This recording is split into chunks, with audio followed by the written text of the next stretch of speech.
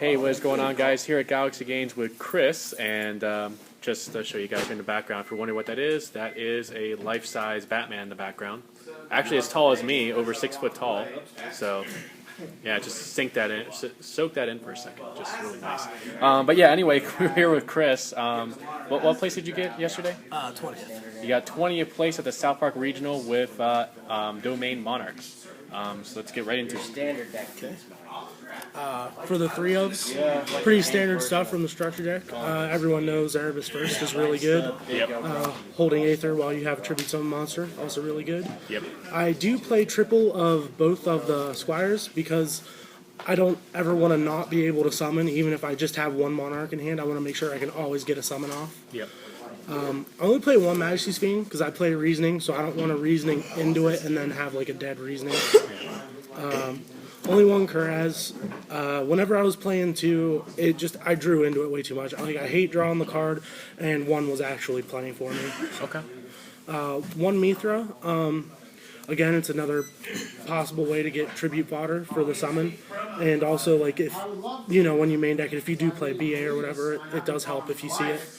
And then in the spells, three ofs, standard triple Pantheism, triple Stormforth, triple Domain, triple Tenacity. I play two Return.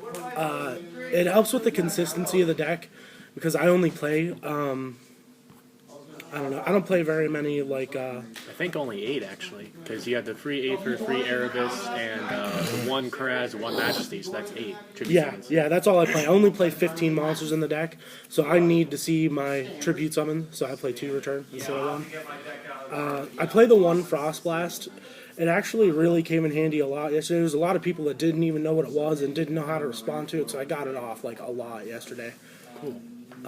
One Foolish Burial. I love this card in the deck. I know some people don't play it, but whenever you open a brick hand with only like one spell or trap, you can send the Erebus, and then you can pretty much always get a summon off because I play so much tribute fodder. Right. So this was really good.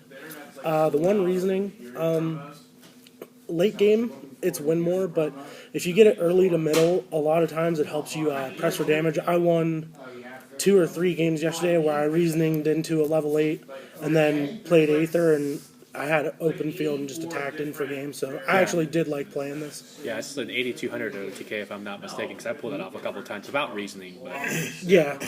So you can do it without Reasoning, but I like Reasoning because you can get into it faster. yeah. The one Rhoda, like I said, I always want to have tribute fodder, so seeing Edia as much as possible, yeah, always good. 1 for 1. Another thing on Reasoning is you can also get the double tribute summon off of Reasoning if you go into Edia from Reasoning or even just Eidos. Yeah. That's the reason you play 1 for 1. You don't mind discarding if you can get 2 tribute summons off because that's really heavy damage in a turn. You didn't think it conflicted too much with your low monster count? No, not really. Honestly, and I think I only saw it twice. And one time I discarded Kuraz, which I'm fine with, and the other time I discarded Edia and got its effect. So nice. I was fine with it at 1. Okay. I only play 2 Prime. I play a slightly higher trap count. I didn't really have room for a third. I like it at 3, but it still functions pretty well with 2. So only 2 is just fine with me. Okay. 2 Chaos Trap Hole. I felt like this would have been more of a side deck card. I feel like Scolding would have been better in the main, but I did get my invite with it. I was playing the mirror match, and I set this on turn 1. He only had 1 available tribute summon, and I Chaos Trap Hold it for my invite, so I'm still really glad I had it. Yeah. Yeah, because he couldn't come back from that. So, and then I play 1 Vanity's Emptiness. This is the MVP of the deck. I saw this so often yesterday, and it helped out so much. I already had an established board every time I flipped it up, and every time I flipped it up, this was my favorite card of the deck, Vanity's Emptiness. And then I did play the 1 Escalation. I didn't use it yesterday except for the match I got my invite in because I was X2-1 all the way to the last match, so I had to win. In game 1, I had a really established board, and he normaled his Edia, and I flipped the escalation up, and he just quit right there because his only card left in hand was Aether, and I was gonna Erebus with this.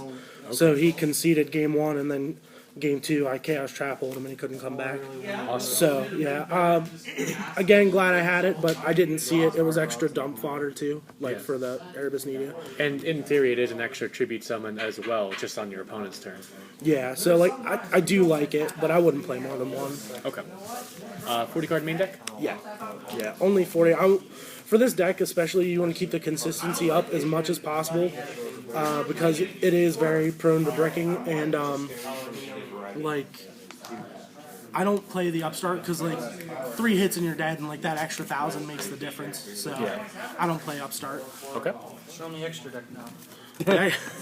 Look at that extra deck, guys. A lot of cards. 0.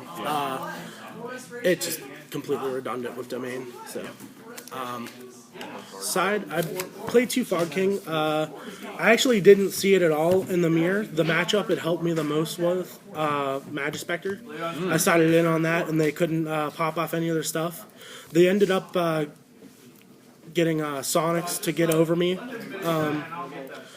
But by the time I lost this card, I already had Majesty's Fiend in hand, and it slowed them down enough that the next turn, whenever I just tribute summoned into Majesty's Fiend, they just couldn't do anything. Yeah, you were already so far ahead by that point. Yeah, and they were playing strikes, and my Majesty's was a Stormforth normal summon, so they couldn't strike it, and they didn't have any monsters on board to counter Majesty's, so I sat on Majesty's Fiend for the win. Nice. So, 2 Flying Sea. I actually didn't play PK Fire BA at all, so I didn't side it in at all. So I have no idea how well it works at all. But I mean, obviously it stops them from XYZ, but they can still synchro into Virgil as an out to this if they really wanted to. But yeah, some of them play the Triad Dice, the Spearoid guy. That's a tuner as well. Yeah. 2 Veiler for the mirror. Sided in, didn't see it, didn't need it. Honestly, Chaos Trapple was plenty without the Veiler. Okay. 1 Mega Caius. I only sided it in on the mirror and didn't see it. So Yeah. the second Majesty's Fiend for pretty much Cosmo, Mermail, which I didn't see any of. BA. Yeah, BA. I always side out Reasoning whenever I put this in. Yeah. So, but it's always good to have the extra one. Yep. Vanity's Fiend. I don't really know how I feel about it in the side, but if I didn't have it, I stalled Draco Pals into a draw with it. So if I didn't have this, I probably wouldn't have topped it all. So Yeah, I definitely consider it as a better side deck option than Majesty's for that Pendulum matchup. Yeah. It stops your entire Pendulum yeah, summons. I'm glad I had it, but it wasn't good against anything else. I sided it in against Cosmos because I was worried about Dark Planet, but the truth is that System Down and Erebus are just much better outs. Yeah. 1 Landrove just in case I ran into Fog Kings. I didn't. 2 System Down. This really, really was amazing against Cosmos for me, and it actually won me the game against Dino Mist.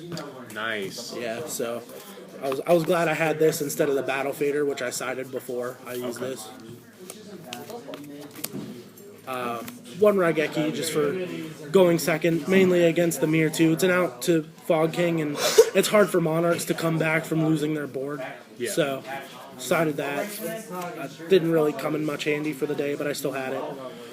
Only 1 Twin Twister, mainly because I had the Frost Blast, and I wasn't too worried about it, but I got into a situation where I activated this on Face Up Masker Restrict and another face down card, and they flipped up Magic Deflector as the other face down card, and I didn't have a second one, so I really, really, really wish I had the second one. So I'll probably be finding room for the second one. Would you possibly make room for a third one? Or maybe like an MST additionally? If I was going to play MST, I would just play 3 anyway. Yeah. But the thing about it is, there's not much room in the main deck for back row at all, so you'd rather main deck 1 Twin Twisters inside 2. Yeah. But if I was going to play 3 back row, I'd play MST and main deck 2 MST inside 1, but there's just not enough room, so I'd rather Forever main the 1 and then side the 2 of the twisters. Yeah. Like if I was gonna play 3, I'd main 1 and side 2. And there's some cards you don't mind discarding, obviously. Yeah, like Edia, Erebus, like I don't mind discarding those. Prime. Yeah. Pantheism. So, yeah, like I said, I wouldn't put 3 in the side, but I would play 3. I'd just main 1 and side 2. Yeah, sounds good. Okay. And then I sided March of the Monarchs. I was afraid of PK Fire and Fogblade on my Majesty's Fiend, because that's how I lost in Cincinnati and got 52nd out of top 48. So, I put this in for that, and also it's pretty good against Dark Destroyer, but it actually really wasn't that good throughout the day, and this is probably what I'd take out for the second Twin Twister. Okay. Yeah, and then that's it. All right. Any other matchups to go over? You've already discussed some changes, but like any other changes you think you'll make after this event? I'd probably play 2 Scolding and place a Chaos Trap Hole, and then find a way to side 2 Chaos Trap Hole. Okay. And I would also definitely take out the March for the second Twin Twisters. Okay. And I don't know how I feel about Vanity's Fiend, but I was still glad I had it, so I'd probably maybe keep 1 somewhere. Okay. Matchups, I got really lucky the first 3 rounds. I played Rogue decks. I played Super Heavy Sams, which they were like, I don't know, it was a weird matchup. They're hard for me to actually attack over, but Stormforth made the matchup easy. Right. What would I play next? Dynamis, they were main decking Rivalry of the Warlords. So it was like a really, really grindy game. Game 1. And then game 2, I had Game 2 and onward, I have the system downs, and both times I opened up the field, and then I had a pre-existing Monarch, and then Aether into OTK after a system down, both games. So, third, I played Magispectors. Oh, yeah. And I was really glad I had Fog King for that, even though people don't side it anymore. Like, I don't know how I feel about it, because like Thomas and I were talking about the other day. Hi, Thomas. It slows the game state for you to a point where you can't make a play. So, like, you can't do anything while it's on the field. So I did find issue with that, even whenever I was against Magispectors, but they could do even less. So it slowed them down enough that I still ended up getting the win. Right. Played Fire King Island Cosmos. I don't think Fire King Island's very good. Like, I thought it was really good when it came out. It's a good idea, but they had Strawman on board and Fire King Island, and I was just like, Perez pop Fire King Island, and then I had Aether on board, Aether for game. So, like, it blew up their field. So I don't think Fire King Island's very good. And I played regular Cosmos, which I did lose to. Couldn't really get over Dark Planet. I didn't see System Down or anything that I could do about it. Then I played the mirror match twice. The one player just actually wasn't very good. Like, I don't want to talk down any player or anything, but he would activate or tribute summon Erebus with return and be like, "Oh, search Erebus off return," and it's like you can't do that because of the restriction on return. Yeah, restriction. And then the other player, I think I just had slightly more experience with the deck. He was a good player, but he didn't really have an out to the things I was doing. Like, he didn't have Raigeki or Veilers or anything. Or maybe it's possible he just didn't see them, and I might have got lucky. But another thing, though, too, is, whenever he would activate Stormforth, I would, Aether into Kuraz and take the option away from him. I did it to him both games. Nice. So, and then he just didn't know how to respond to that because he didn't have a play. Right. So, I think I was just slightly more experienced on that one. Right. I finished X2-1 and it was good enough for 20th. I had really great tiebreakers. My 2 losses were both to the top 8. Nice. And my 1 tie also topped, so I had really good tiebreakers. Alrighty, thank you very much for the deck profile, Chris. Congratulations on your 20th place and also getting invites to Nationals in Pittsburgh. Thank you. So remember, guys, to like, comment, and subscribe, and we'll catch you next time.